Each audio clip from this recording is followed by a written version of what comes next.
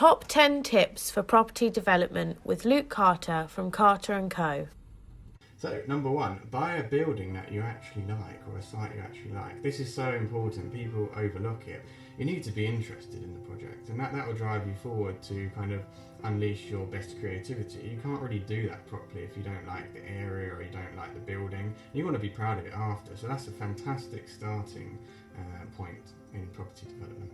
Research the area, both in terms of resales and rental. Although this may seem obvious, it's definitely overlooked. So just do your basic research. But also try and avoid the bottom and the top ends of the market. Extremes are always quite difficult. More so the top end, because obviously in times of difficult financial climates, that will be the first to get hit, and sometimes the bottom will as well. So you've got to look at that growth sector. Buy in well. You make most of your money on the purchase. And this is one thing you certainly can control. There's so many other factors. You don't know how much something will sell for, but you know how to negotiate, and you should have the strength and confidence to negotiate. Be realistic about your resale values and your rental values. You don't want an overinflated appraisal. It normally comes out in the wash, and it doesn't do you any favours inflating the numbers. Get a range of quotations if you're undertaking any sort of works, but don't necessarily go with the cheapest. It's a lot more costly sometimes to undo mistakes, and obviously it's an escalator effect if you're doing a bigger project. Know your exits. There's a reason why lenders are so interested in this question. Ideally have more than one exit.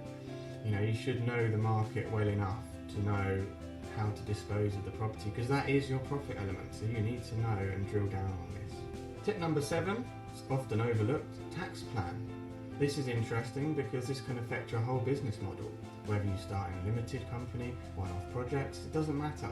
There's so many reliefs available that will just make your transition through the property development game a lot easier. It's often an afterthought, tax planning, but if you make it your initial thought, it's going to make your journey a lot easier.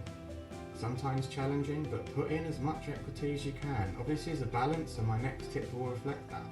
But it's very important to put in enough capital so you get good rates. Good interest rates can be the making or breaking of a good deal. It can sustain your motivation, increase your bottom line, open up funding lines. Lenders want to see that you've got some of your own money in the game. So even though you're borrowing money, try and put as much as you can in there. Make sure you leverage your money.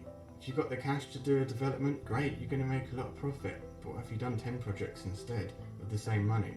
As long as you've got that balance of getting your good rates and the whole financial stack, then it's a winner all day long. Timing is everything within property. Markets go up, down, sideways, every which way. Don't wait for things. You can always profit when there's fear by being brave. It's all about the passion. If you're not passionate about something, how are you going to excel to the max? To have that as your core number one driver, the passion. If you have any questions regarding today's programme or would like to appear on Business Live TV yourself, then please email hello@businessliveuk.uk.